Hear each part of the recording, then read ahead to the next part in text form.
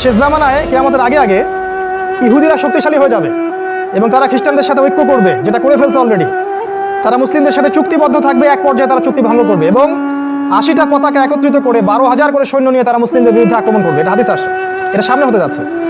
এবং নবীজি বলেছেন যে শেষ জামানার অন্যতম বড় সাইন হচ্ছে আল মালহামা। এই জায়গায় বলে শেষ করছি, মালহামা। মালহামা কি? মালহামা মানে মহাযুদ্ধ। নবীজি বলেছেন এমন যুদ্ধ হবে কিয়ামতের আগে আগে যে যুদ্ধে 100 জনের মধ্যে 99টা মানুষ মারা যাবে। 99টা মানুষ যারা এই যুদ্ধে অংশ নেবে তাদের মধ্যে 99% মানুষ মারা যাবে। এবং এই যুদ্ধে মুসলিমদের ব্যাপক রক্তপাত ঘটবে, মুসলিমরা অনেক প্রচুর সংখ্যায় মারা যাবে। কিন্তু শেষ দিকে মুসলিমদের নেতৃত্বের জন্য আল্লাহ পাক ইমামুল মাহদিকে বের করবেন এবং তার হাতে আল্লাহ রাব্বুল আলামিন জেরুজালেমকে আবারও পুনরুদ্ধার করবেন এবং মুসলিমদের বিজয় হবে ইনশাআল্লাহ তাআলা। এরপর বের হবে দাজ্জাল এবং দাজ্জালকে তিনি মারতে পারবেন না। ঈসা আলাইহিস সালাম আকাশ থেকে নামবেন এবং তার হাতেই দাজ্জাল নিহত হবে এবং ইসলামী খেলাফা আবারও জেরুজালেম থেকে বাস্তবায়িত হবে ইনশাআল্লাহ। এটা সামনে হতে যাচ্ছে। এরকম অনেক সাইন আছে, আমি শুধু এতটুকু বলছি, কোরআন এবং সুন্নাহ যদি আপনারা স্টাডি করেন, দুই চোখ দিয়ে দেখতে পারবেন যতগুলো আলামত আছে তার 95% দুই চোখ দিয়ে দেখা যায়। এখন শেষ কথা, এরকম অবস্থায় আমরা কি করব? 2 মিনিট। এরকম অবস্থায় আমরা কি করব? আমাদের কাজ কি দুনিয়া নিয়ে ব্যস্ত হয়ে থাকা, নাকি হালুয়া রুটি সেমাই খাবো, বাসায় গিয়ে ঘুমিয়ে যাবো, খালি মিলাদ পড়বো আর বাসায় খোরমা খাবো? এটাই আমাদের কাজ কি? আমাদের কিছু কাজ আছে কি? আমরা কি উম্মার আবর্জনা না উম্মার সম্পদ? প্রত্যেকটা মুসলিমের কাছে কিছু না কিছু আল্লাহ পাক চান। এক একটা মুসলিম এক একটা মুজাহিদ এই উম্মার।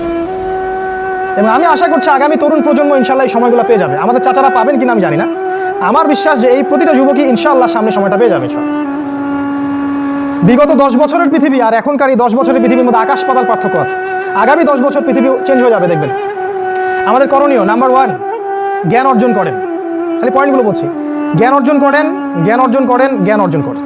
কোরআন পড়েন, হাদিস পড়েন, ইসলামের ইতিহাস পড়েন, অর্থনীতি পড়েন, রাজনীতি পড়েন, মানে পড়তে থাকেন। কিন্তু আপনার পড়ার ভিত্তিটা হবে কি? কোরআন এবং সুন্নাহ। যাই পড়বেন এর সাথে মিলাবেন। আর বিশেষ করে শেষ জামানার হাদিসগুলো এবং আলামতগুলো ভালো করে পড়বেন।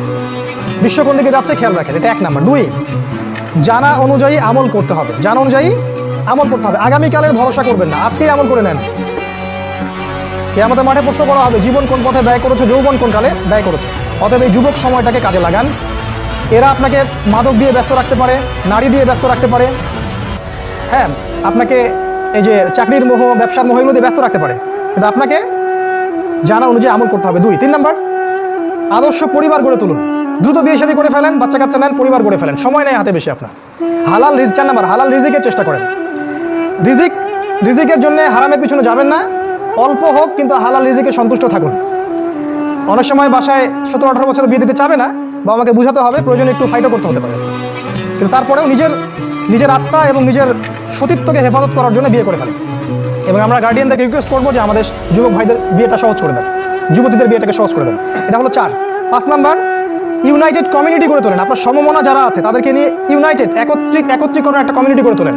ওই দলাদলির মধ্যে যাবেন না, অমুক ওই তরিকা, অমুক এই, অমুক সেই, এইসব নামগুলোর মধ্যে যাবেন না।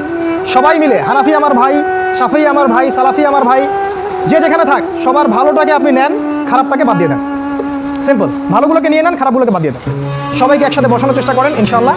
এটা 5। 6 নাম্বার, ব্যাপক দাওয়াতি কাজ করেন। ব্যাপক দাওয়াতি কাজ ঘরে ঘরে এবং এলাকায় মহল্লায় এই মেসেজগুলো ছড়িয়ে দেন।